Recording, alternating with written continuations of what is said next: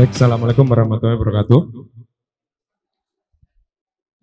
Terima kasih kesempatannya, Bapak Ibu sekalian. Izin saya akan sedikit menyampaikan materi yang mungkin sudah sudah bosan kali ya, melihat materi-materi generatif AI. Saya sendiri pun juga mencoba untuk mencari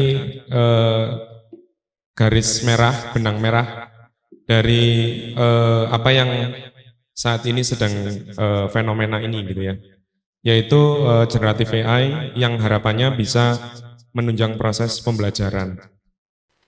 Oke, jadi beberapa hal yang mungkin sering tiba-tiba ada terminologi-terminologi baru yang muncul ya, seperti LLM, kemudian prompting, kemudian apalagi ya, few shot atau zero shot atau RAG dan sebagainya. Ini semua yang saya agak sungkan ya, karena di sini kan semuanya sudah Bapak Ibu sekalian, kita di bidang komputer mungkin sudah banyak ngulik ini juga ya secara teknis. Oke, untuk hari ini yang ingin saya sampaikan adalah tentang generative AI, kemudian yang kedua adalah prompt engineering, yang ketiga adalah satu tools aja gitu ya, yang lumayan sering saya gunakan dan sedikit saya kurasi gitu ya. Kemudian ada bonus gitu. Oke, pertama ini adalah Budi, dia adalah seorang chef yang berpengalaman. Dia kelihatan gitu ya, kalau ya mungkin prom saya agak meleset dikit ya. Sebenarnya pengen bikin kayak wajahnya Pak Budi, tapi kok kayaknya lebih ganteng ya. Oke,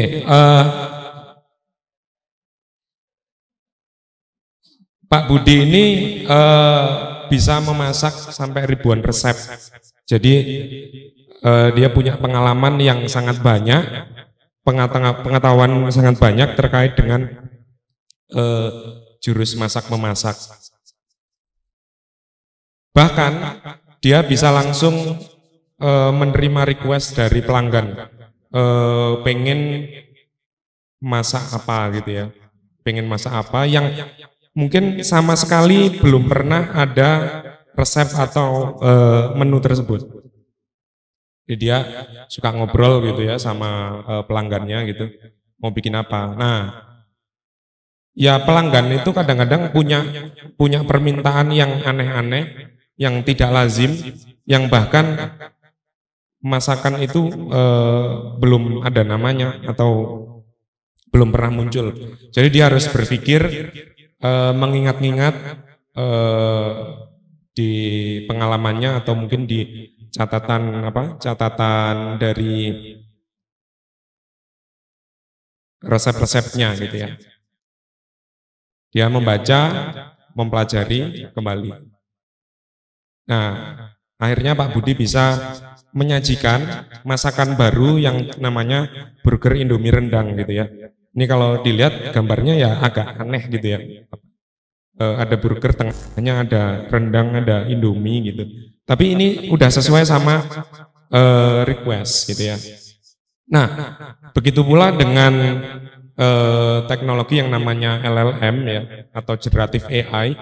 Jadi Pak Budi ini adalah sebuah LLM yang dia punya banyak pengalaman, tapi user melakukan prompting ya.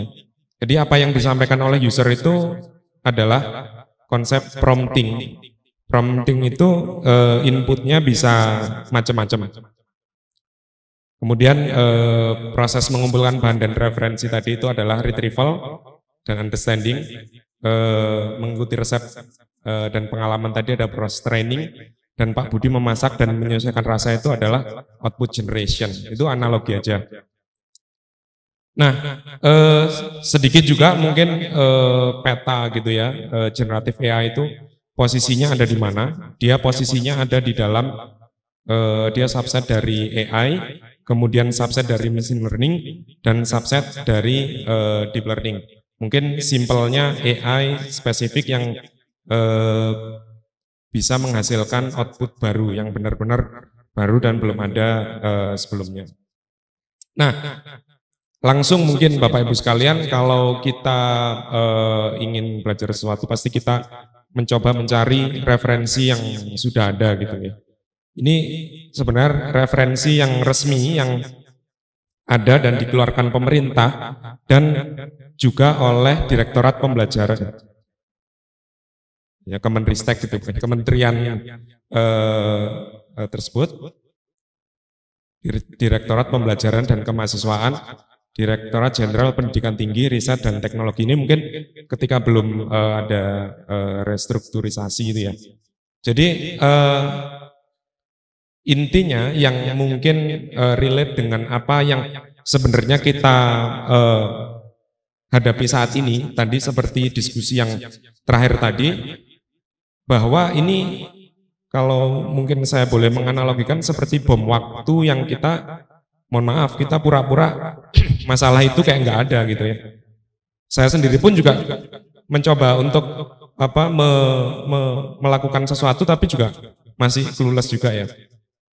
Apa itu bom waktunya? Ya seperti tadi yang ditanyakan oleh Bapak Ibu sekalian, penggunaan generatif AI ini akan sampai sejauh mana bisa ditolerir, dan ya kita sebagai seorang educators ya, pendidik gitu, bisa banyak hal, banyak masalah yang tiba-tiba muncul ya. Jadi kayak dua mata pedang atau pisau ya. Yaitu pokoknya salah satu sisi bisa kita gunakan untuk memotong, memasak gitu ya, ada fungsinya. Sisi lain ternyata itu bermasalah juga ya. Yang dulu mungkin kita bisa ngasih tugas dengan santainya gitu ya. Pokoknya bang soalnya baru, belum pernah dikeluarkan sebelumnya, atau pertanyaannya seperti apa. Tapi sekarang kita harus memikirkan ya etika dari mahasiswa menjawab menggunakan tools ini gitu ya. Jadi ini malah sebuah problem baru yang seharusnya diselesaikan secara sistematis ya, mungkin ya kalau boleh saya bilang, atau yang benar-benar dibahas secara serius. Setelah saya cari-cari, memang di kampus-kampus di luar juga itu belum ada yang secara strict melarang gitu ya. Kayak hampir nggak ada ya. Yang melarang, kan aneh ya, kita mengembangkan teknologi, mengembangkan ilmu pengetahuan tapi tidak boleh digunakan, itu kan mungkin jadi agak bertolak belakang gitu. Dan yang kedua adalah buku ini diharapkan bisa melindungi integritas akademis mahasiswa dan juga dosen. Jangan sampai beberapa tahun ke depan, oh ini lulusan ChatGPT ya, gitu. Atau dosennya ini apa penelitian pakai ChatGPT langsung atau kayak gimana gitu deh. Kemudian ya sisi positifnya adalah dengan adanya generatif AI ini ya, mungkin kalau positifnya sangat banyak gitu ya, ada inovasi dan sebagainya. Nah, sebenarnya ada juga ya Bapak Ibu sekalian, kalau mau lebih detail lagi ada beberapa penelitian ya, penggunaan generatif AI untuk student itu sebaiknya seperti apa gitu ya. Nah ini sebenarnya yang kita perlu bahas ya Bapak Ibu. Ya selain bagaimana cara membuat material dari generatif AI ini juga salah satunya yang itu tadi ya, kita harus concern juga terhadap implikasi-implikasi yang mungkin muncul dengan adanya teknologi ini. Oke, mungkin itu sepintas tentang generatif AI. Nah, selanjutnya adalah saya ingin menjelaskan mengenai sharing Bapak Ibu ya, mungkin banyak yang sudah expert juga, masalah prompt engineering. Jadi, karena tadi sudah disampaikan Pak Herman, ada banyak sekali tools AI yang bermunculan, tools AI yang saya sendiri sampai overwhelming ya sebenarnya, sampai kayak udah pusing gitu ngelihat ada tiap hari kayaknya ada tools AI baru. Sampai sekarang yang konsisten saya pakai ya ChatGPT sebenarnya, ChatGPT sama notebook LM ini tadi. Ya, itu semua bergantung dari experience masing-masing, use case apa yang ingin digunakan. Jadi kayak menurut saya nggak ada kebutuhan, nggak ada urgensi untuk memahami semua tools atau mastering semua tools tersebut. Nah, terkait dengan prompt engineering itu, apa itu prompt? Itu Bapak Ibu. Nah, kalau kita lihat prompt ini sebenarnya sesimpel input ya, sesimpel input yang kita masukkan ke dalam generative AI, kemudian menghasilkan output. Jadi fokus kita adalah input. Yang membedakan antara satu orang dengan orang yang lain tentunya ketika menggunakan tools seperti ChatGPT atau LLM yang lainnya adalah input yang dimasukkan itu berbeda-beda gitu ya. Bisa karena latar belakangnya atau bisa karena ya kemauan dia untuk menulis. Kalau mungkin bapak-bapak manajerial yang ada di Vilkom, saya rasa lebih bagus promnya harusnya, karena biasa memberikan instruksi, memberikan arahan. Gitu. Mungkin Pak ya. Itu, jadi mungkin kalau dianalogkan juga ini bagaimana seperti cara kita berbicara dengan orang. Kalau kita minta tolong ke orang dengan tolong buatkan kopi gitu ya, ya jadinya kopi apapun gitu ya. Tapi kalau tolong buatkan kopi dengan komposisi susu dan kopinya sekian, tingkat kemanisannya sekian dan sebagainya, jadinya juga akan berbeda gitu ya, sesuai dengan preferensi yang kita inginkan. Nah, jadi prompt ini adalah instruksi ya, berupa serangkaian teks. Kalau kita berbicara ChatGPT berarti ya teks gitu ya. Tapi juga ada prompt itu dituliskan atau diberikan dalam bentuk yang lain, seperti gambar, audio, atau bahkan file dokumen gitu ya. Kita upload aja gitu dokumen skripsi atau dokumen panduan skripsi, itu bisa digunakan untuk menjadi sebuah prompt. Ini contohnya adalah buatkan tips untuk memanfaatkan generative AI untuk pembelajaran dan perkuliahan. Ini ya, jadi nah ini sebenarnya kalau dari saya pribadi dengan prompt ini saya belum puas dengan outputnya gitu ya, sehingga prompt itu apa yang kita berikan itu akan mempengaruhi ke output. Jadi harus jelas, spesifik, dan sesuai dengan tujuan. Ini contoh Bapak Ibu sekalian, kalau kita menuliskan buatkan ringkasan materi tentang machine learning, kira-kira hasilnya seperti apa gitu ya. Nah ternyata setelah dimunculkan itu banyak masalah. Yang pertama adalah tingkat kedalaman dan konteksnya ini belum jelas ya, belum ditentukan. Yang kedua tidak spesifik, apakah untuk pemula, untuk misalkan untuk orang non IT atau mungkin untuk apa mahasiswa S2 gitu ya, atau mahasiswa S3 bahkan. Dan yang terakhir tidak menyebutkan format yang diharapkan. Nah ini terserah si LLM ya mau mengeluarkan bentuk format seperti apa. Nah contoh perbaikannya adalah seperti ini Bapak Ibu.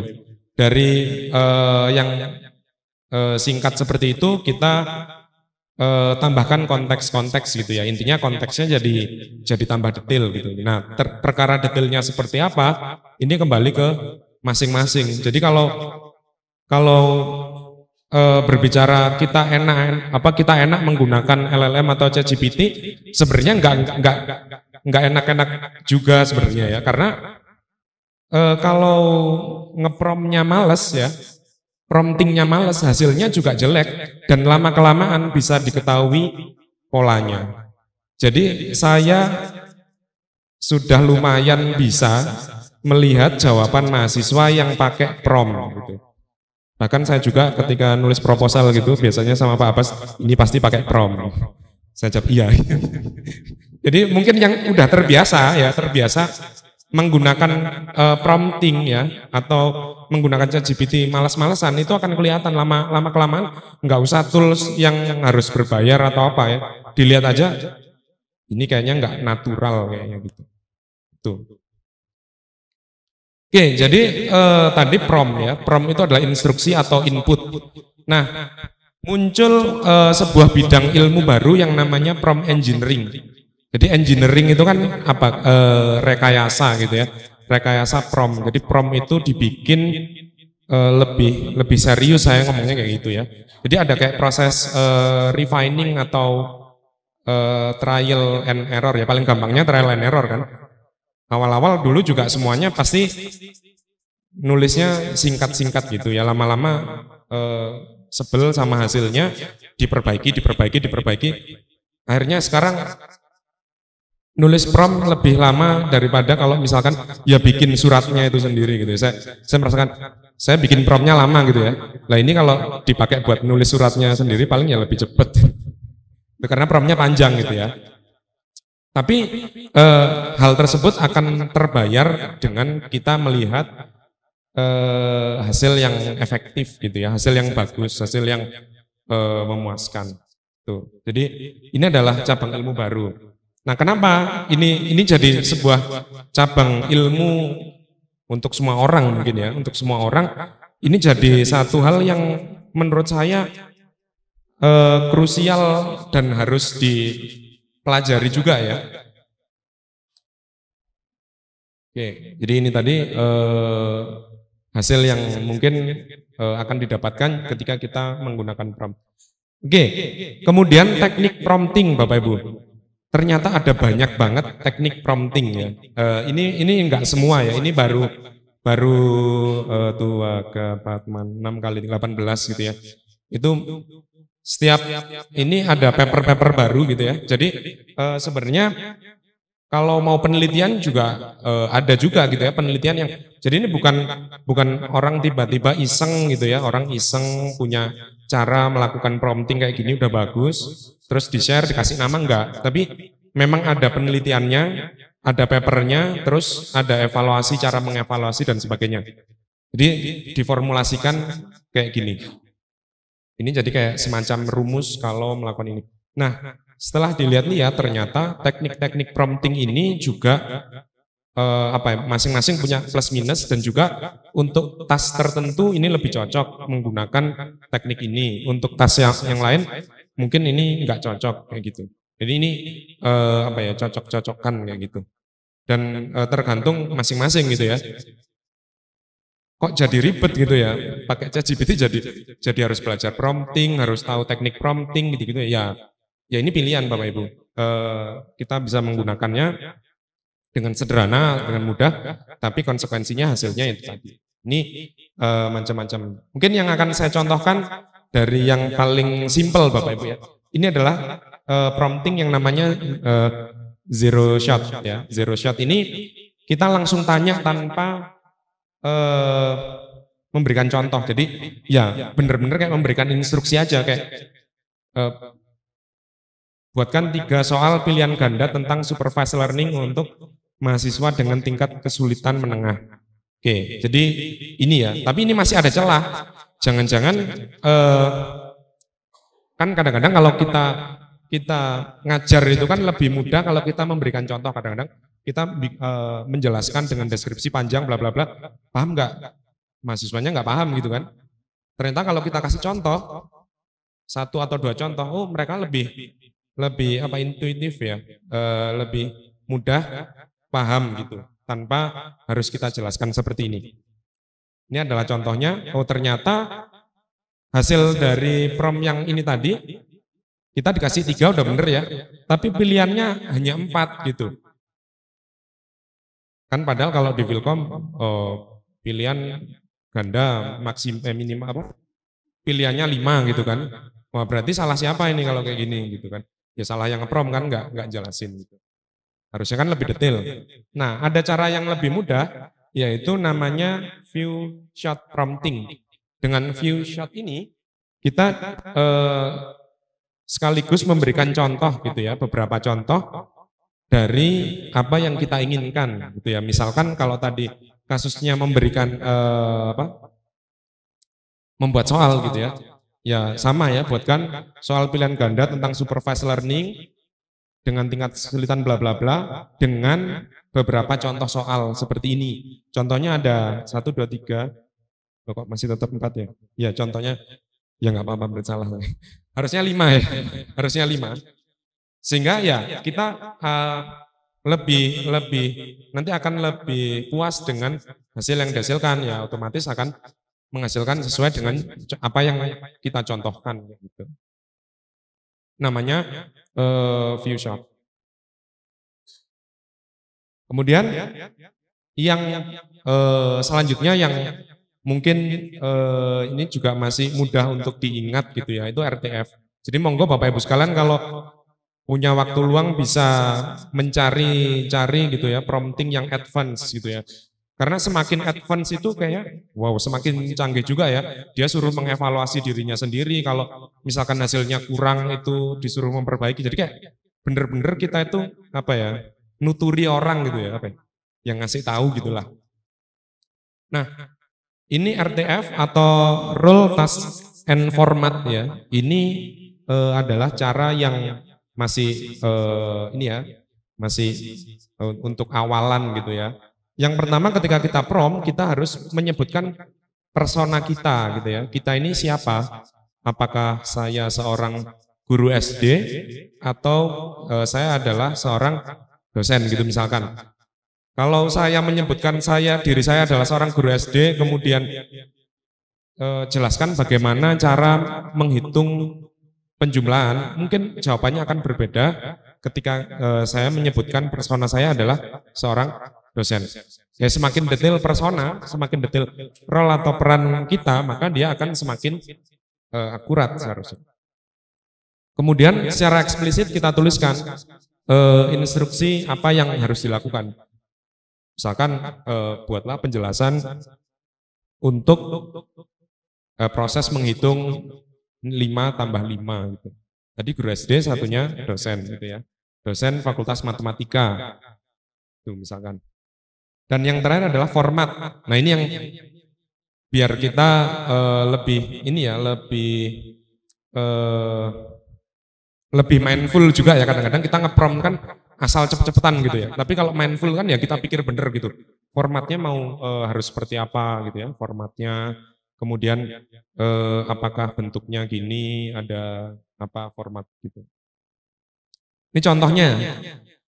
Sama, ini masih membuat soal tadi ya. Saya memilih yang paling gampang mungkin untuk use case-nya. Kamu adalah seorang dosen mata kuliah bla bla bla gitu ya, menjelaskan dia itu siapa. Buatkan 5 soal pilihan ganda dengan detailnya dan formatnya gitu ya. Tulis nomor soal, pertanyaan, pilihan jawaban A sampai E, jawaban benar apa, mungkin sama penjelasan. Kalau di Brun itu kan ada field untuk apa? Feedback gitu ya. Jadi mahasiswa kalau jawabnya salah langsung muncul penjelasan. Kadang-kadang bisa ditambahkan seperti itu kan. Jelaskan alasan kenapa pilihan tadi itu dianggap benar. Nah ini. Jadi enggak. Ya kalau saya lihat dengan kita membuat prompt yang sederhana ataupun yang kompleks seperti ini pun akan menghasilkan jawaban yang sama gitu ya. Maksudnya sama-sama menghasilkan jawaban. Cuma yang membedakan adalah kualitas dari hasilnya seperti itu. Oke. Seperti itu. Nah, motivasi saya sebenarnya kenapa kok perlu gitu ya Bapak Ibu menjelaskan atau sharing gitu ya, sharing sedikit tentang prompt engineering atau prompting itu apa ya? Motivasi salah satunya adalah kita bisa menggunakan LLM ini dengan lebih baik dan lebih ethics gitu ya. Ada semacam ethics terlebih lagi kita di dunia pendidikan gitu ya. Ya kita harus ini tuh hanya tools. Kembali lagi ini adalah tools dan inti utamanya adalah dari pemikiran kita gitu ya. Ini hanya tools bantu aja. Jadi jangan sampai kita semacam ngelepas gitu aja ke si LLM gitu ya. Kita bikin apa, nggak dibaca ulang atau apa. Ternyata tembus juga jurnal gitu. Misalkan ya, kan ada juga tuh yang apa kayak pelatihan yang membuat buku dalam 10 menit gitu kan ekstrim ya sebenarnya. Ya jadi-jadi aja bisa jadi bukunya muncul gitu ya. Tapi kan ya itu kan kita jadi mengaminkan kalau AI itu akan menggantikan manusia gitu. Harusnya kan nggak seperti itu gitu. Ini pemikiran saya. Oke, selanjutnya terkait dengan satu tools gitu ya, Notebook LM. Mungkin Bapak Ibu sekalian ada yang sudah tahu, pernah dengar atau mungkin belum. Ada yang tahu ini dari perusahaan apa? Ya, udah tahu soalnya. Yang belum ya belum tahu berarti ya. Ya, jadi Notebook LM ini dikeluarkan oleh Google Bapak Ibu. Motonya adalah think smarter not harder ya. Jadi kita tuh nggak boleh berpikir keras sebenarnya. Kita harus berpikir smart, nggak boleh terlalu keras. Ini bisa sakit. Nah, secara spesifik tools ini didesain untuk menginterpretasikan dari banyak sumber. Apakah ChatGPT nggak bisa? Bisa sih, ChatGPT bisa juga melakukan kita mengupload banyak file gitu ya, mengupload banyak file atau sumber gitu ya. Sekarang juga sudah mulai bisa baca langsung dari source dari website dan lain-lain. Tapi mungkin setelah ini Bapak Ibu akan melihat gitu ya, bahwa dia ini lebih ada hal yang membuatnya lebih berguna ya untuk kita ya. Karena dia bisa mengenal banyak file ya, ada PDF, website, bahkan link YouTube ya. Jadi kita tinggal ngelingkan ke sebuah video mana yang ingin kita gunakan sebagai sumber. Itu bisa audio, mungkin kalau mahasiswa yang cerdas gitu ya, ada dosennya yang jelaskan, dia ngerekam gitu. Audionya dimasukin sini, dia langsung jadi teks dan disimpulkan. Itu sudah sangat mungkin untuk dilakukan dengan menggunakan Notebook LM ini gitu. Yang terakhir yang agak lucu juga ya menurut saya, ini fitur yang menarik yaitu audio podcast. Jadi dari materi yang ada nanti akan di-generate sebuah podcast. Jadi kayak dua orang ngobrol, dua orang tuh ngobrol aja gitu ya. Terus nanti kita bisa menyela di tengah-tengah gitu ya, kayak tanya gitu ya. Coba dong tadi dijelasin yang awal-awal tadi itu tentang apa, itu dia langsung bisa, oh ya sebentar saya jelaskan lagi gitu. Itu lumayan ini menarik ya, berbeda dari yang lain. Oke, untuk alamatnya ada di notebooklm.google.com, bisa di searching sendiri, menggunakan login Google, ya login Google UB juga bisa. Ini halamannya sangat sederhana seperti ini. Ini beberapa notebook yang saya gunakan, yang sudah pernah saya buat gitu ya. Nah, ketika masuk halaman awal mungkin akan ditawari ya, atau mungkin ketika klik buat baru, dia akan muncul halaman seperti ini. Ini mengimplikasikan bahwa dia itu kayak nodong mana sumbermu kayak gitu. Kalau kayak ChatGPT kan enggak kan? Ya halaman biasa terus kita bisa nulis gitu kan. Lebih apa ya? Dia cenderung lebih pengen nunjukin kalau dia ini untuk chat. Tapi kalau ini tanpa ada sumbernya mungkin nggak akan bagus gitu ya. Jadi dia meminta kita untuk memberikan sumber. Nah, di awal mungkin kita bisa menutup terlebih dahulu gitu ya, Bapak Ibu.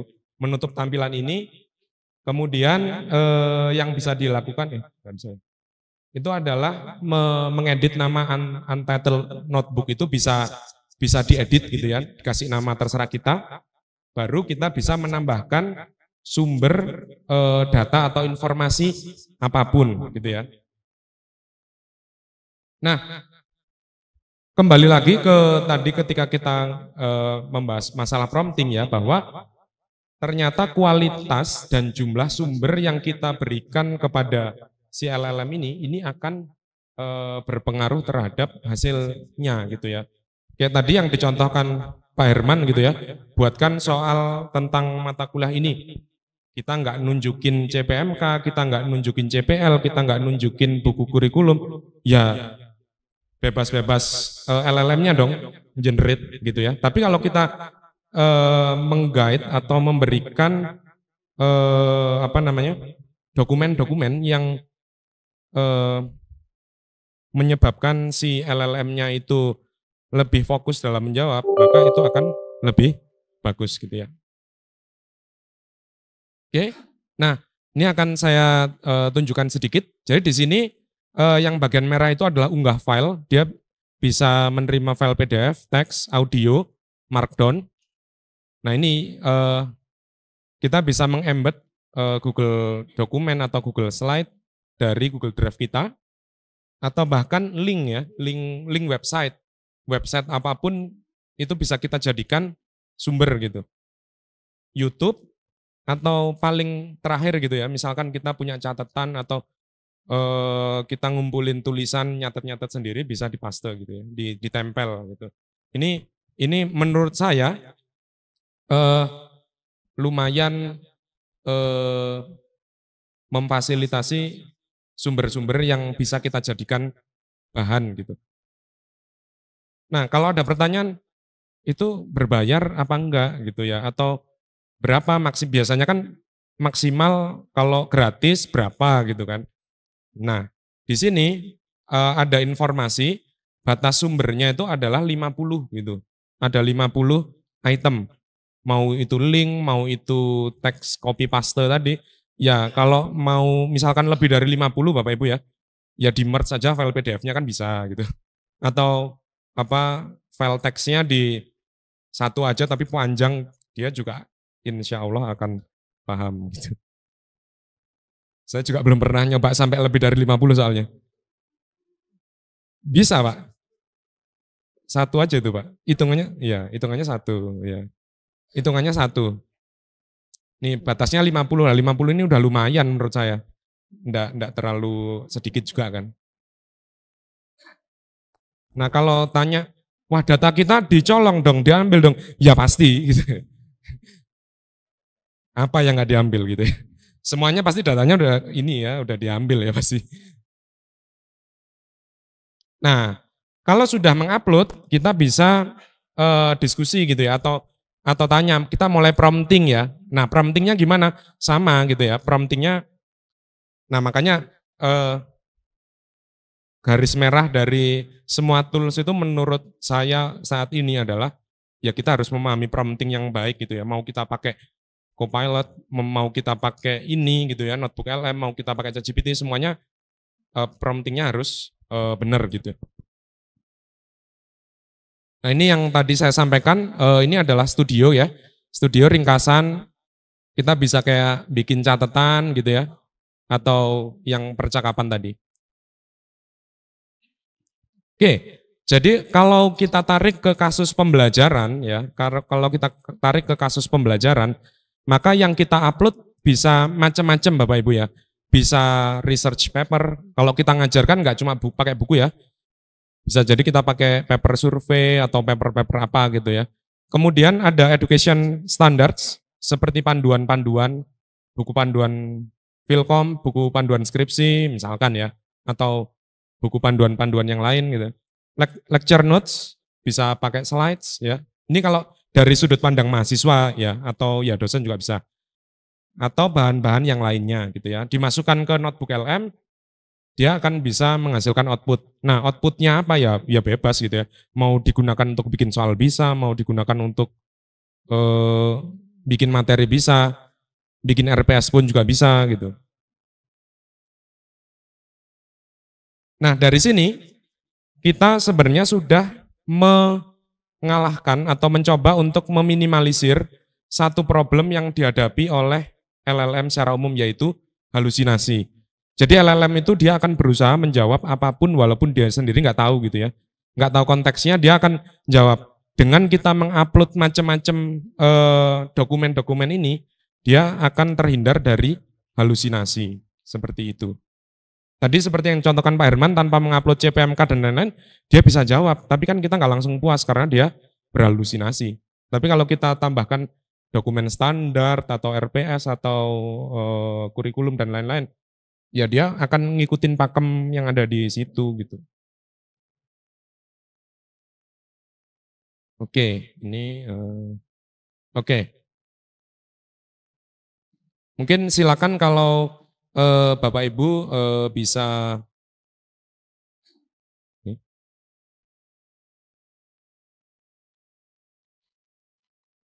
Nah ini,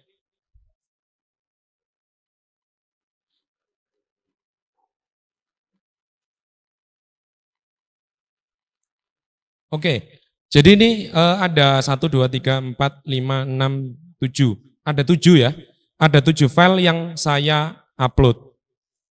File apa saja? Jadi saya ingin mencoba untuk memperbaiki atau membuat gitu ya, membuat RPS terkait dengan pemrosesan bahasa alami tingkat lanjut gitu. Nama mata kuliahnya itu. Apa saja yang saya upload? Ada 3 buku ya. Bukunya ya terserah kita ya, tergantung topiknya apa gitu kan bukunya gitu. Nah ini kemarin kayaknya ada resource menarik, akhirnya saya tambahkan presentasi dari Pak Herlambang kemarin kan ngomong masalah apa ya, UBE ya kalau salah ya. Nah itu ada, ini saya include-kan, terus ada 1 paper gitu saya masukkan, ini ada pedoman pelaksanaan kurikulum Milkom. Jadi buku kurikulum itu isinya kan ada deskripsi mata kuliah, ada CPMK, sub CPMK gitu ya. Dan yang terakhir adalah, yang terpenting adalah template RPS gitu. Jadi ya template RPS. Udah sampai sini sebenarnya saya udah selesai mengantarkan Bapak Ibu, terserah mau mau chattingnya seperti apa kan kembali ke ininya masing-masing ya.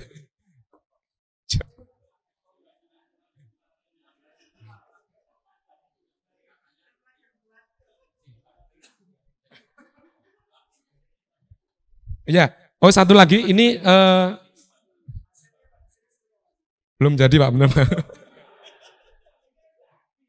Sedikit Pak, udah ada.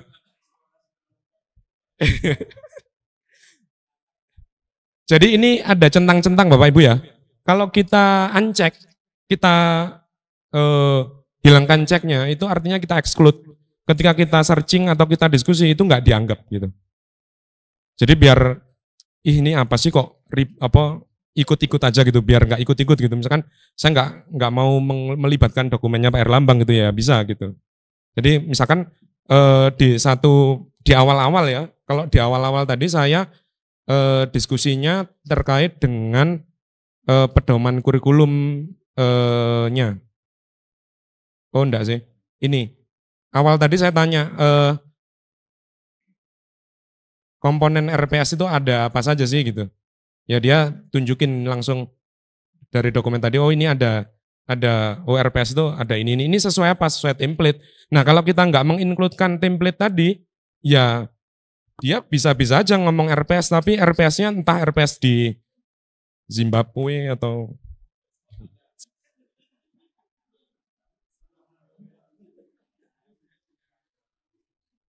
ya, oke. Oke.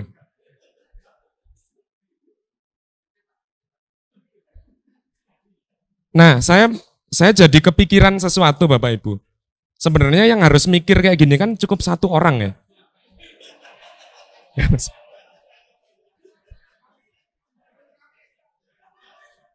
Bukan, maksudnya ya siapapun yang dianggap sebagai expert gitu.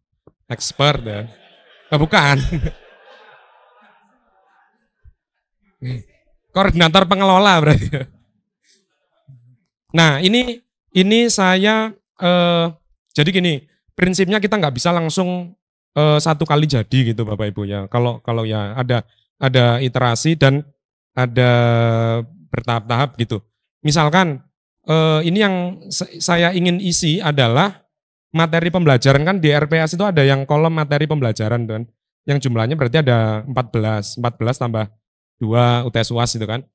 Nah, Ini saya pertama menjelaskan role ya. Saya adalah seorang dosen yang diminta untuk mengampu mata kuliah bla bla bla. Ya latar belakang penelitian saya ini gitu ya. Itu kreasi-kreasi aja ya. Terserah kalau mau sampai biografi gitu mungkin ya malah nggak efisien sih. Nah ini kemudian saya pengen dengan mempertimbangkan dokumen-dokumen seperti ini gitu ya. Bukan dokumen aja ya, tapi kayak poin-poin apa saja. Kemudian susunlah 14 materi pembelajaran yang akan disampaikan kepada mahasiswa. Nah tadi itu saya refining sedikit, yang ini mungkin nggak akan bisa di copy paste gitu ya.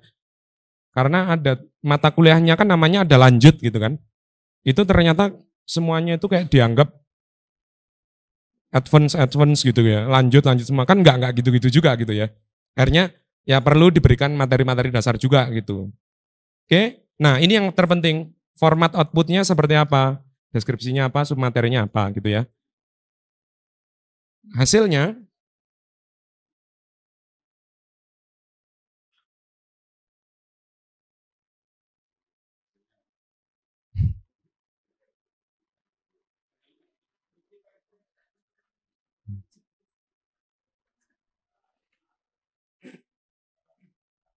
oke. Dan ini kalau dilihat, sorry.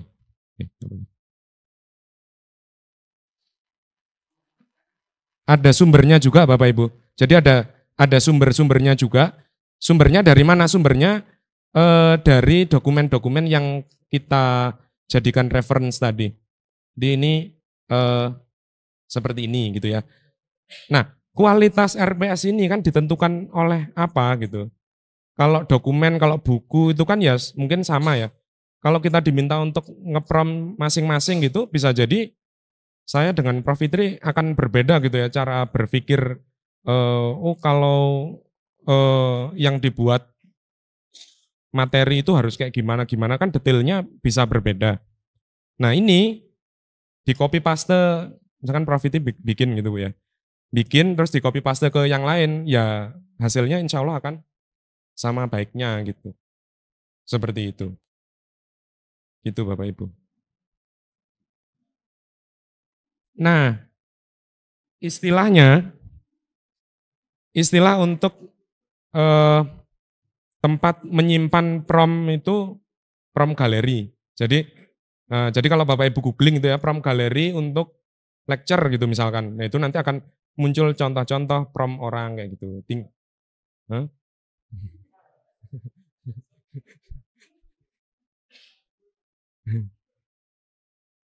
Nah ini kan lakukan revisi jika diperlukan.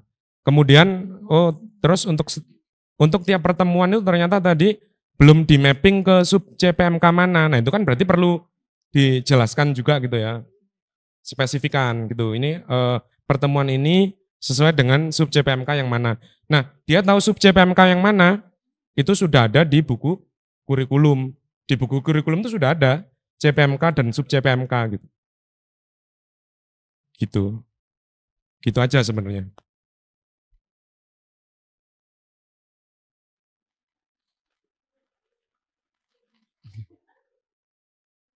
Iya. Nah, ini yang tadi. Nah, eh, ini adalah podcast yang tadi saya sebutkan Bapak Ibu ya. Jadi dari dokumen, saya lupain tadi saya exclude apa enggak gitu ya. Kayaknya satu dari sebuah buku. Nah ini kan berarti mungkin masing-masing mahasiswa itu punya apa kebiasaan belajar itu nggak pengen baca atau nggak pengen lihat, tapi lebih seneng mendengar gitu ya. Bahkan orang itu kadang cenderung tidur aja dengerin pas bangun langsung paham gitu kan. Ada juga kan.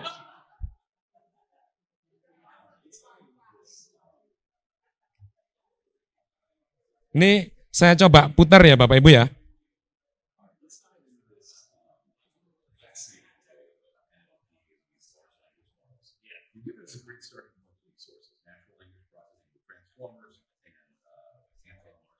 Hanya bisa bahasa Inggris Pak sementara.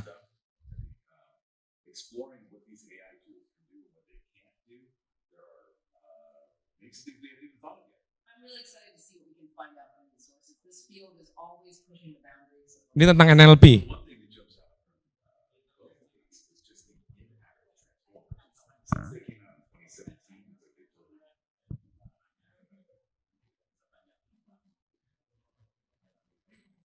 Nanti pertanyaannya dari Bapak Ibu ya.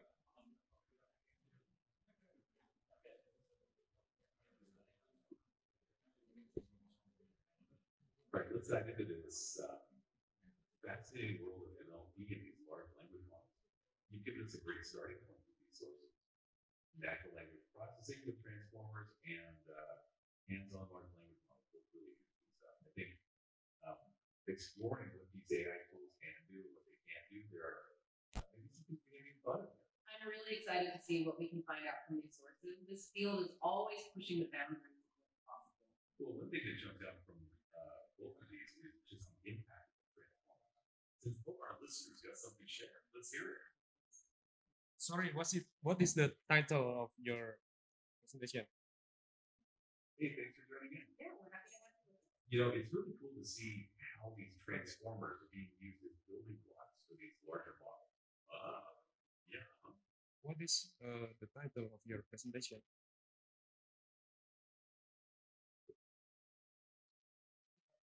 That's a great question. We don't actually have a formal presentation. Yeah, we're not really doing a presentation. We're exploring the world as natural language. We thought it was fun. The guy who Bring it up, maybe.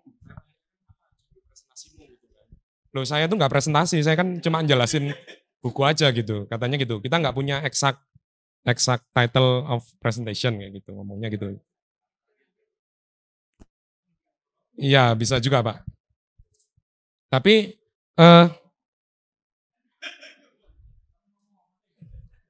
ini bisa di-download dan juga di-custom juga Bapak Ibu ya. Customnya itu misalkan gunakan bahasa yang lebih sederhana dan sebagainya gitu. Tapi dia hanya ada di bahasa Inggris untuk saat ini gitu ya. Jadi belum ada di bahasa Indonesia. Nah, kalau sudah ada bahasa Indonesia, ini berarti bisa menjadi satu ancaman dan juga ya kita jadi ya.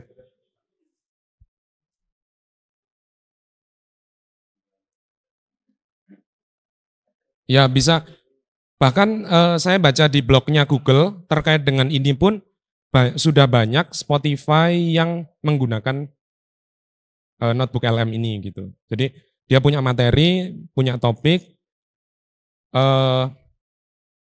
biasanya flow-nya dari ini Pak ya, dari sini, terus dia kan chatting-chatting gini, terus dia diekspor ke mana ya? Kok nggak ada ya? Atau simpan ke catatan, diekspor jadi satu file. Nah, file itulah yang nanti akan dijadikan bahan untuk podcastnya. Artinya nggak random dari semua hal itu.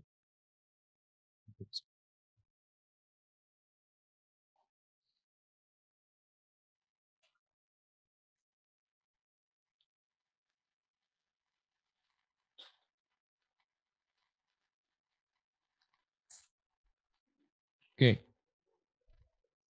Oh ya, link YouTube juga bisa. Jadi kalau ada presentasi atau ini lain juga bisa dimasukkan ke dalam notebook LM.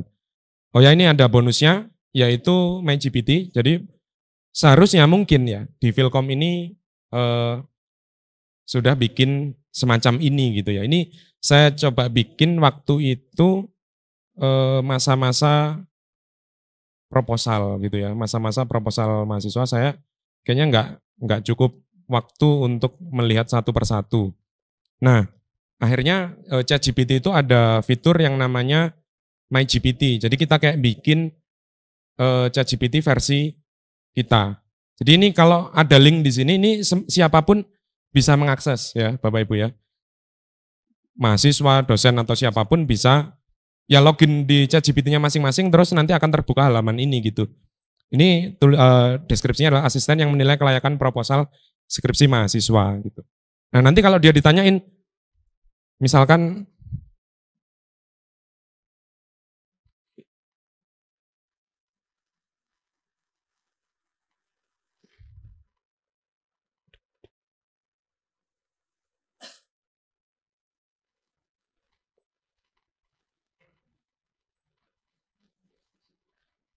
tanpa mahasiswa atau Bapak Ibu sekalian punya dokumen panduan skripsi, terus tanya apa syarat melakukan P1, maka jawabannya adalah langsung ke konteks ini P1 di Vilkom gitu.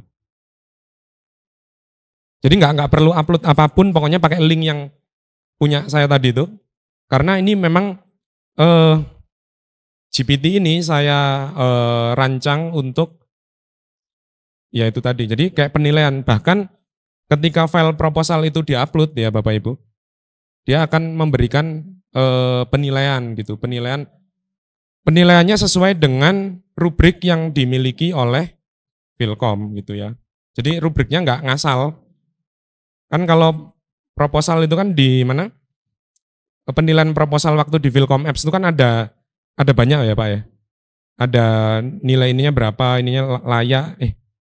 Kalau nggak salah ya tidak, kalau nggak salah ya. Ya tidak, layak apa enggak gitu. Nah itu nanti akan ini. Itu namanya adalah MyGPT.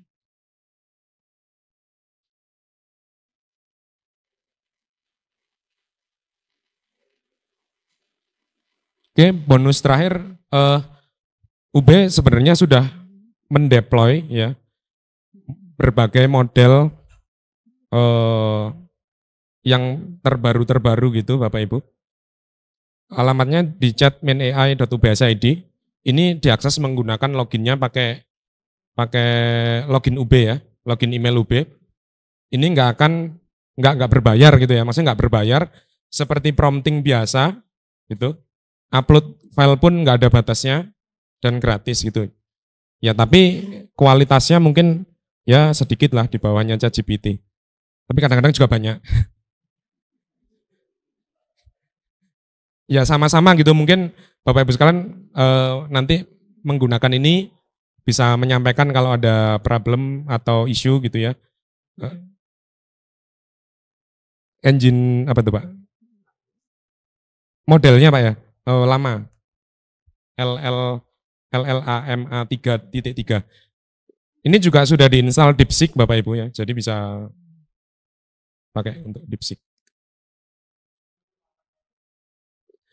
Lama karena dia ini Pak, reasoning. Jadi sebenarnya kan model-model DeepSeek atau yang reasoning yang lainnya itu dia merenung dulu Pak. Bahasanya memang merenung sih. Ya, jadi dia kayak nyusun cara berpikirnya dulu gitu ya. Ada proses itunya agak panjang gitu.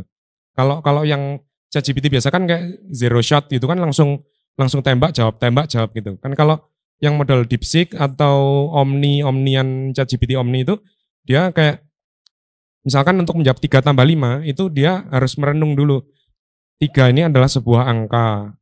Tanda plus ini adalah operator apa-apa. Pokoknya dibahas dulu sama dia. Iya, terus salah.